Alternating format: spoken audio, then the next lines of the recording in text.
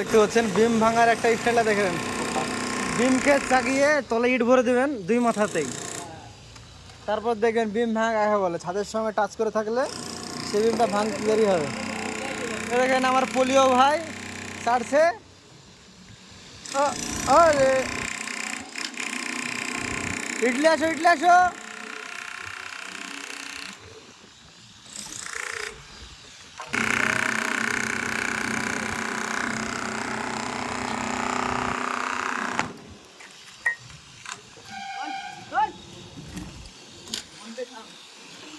দেখুন আমার পল্টু ভাই পাচ্ছে না তুলতে,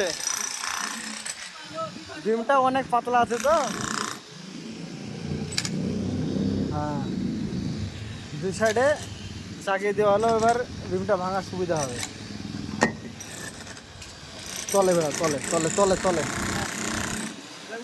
হয়ে গেছে, হয়ে গেছে।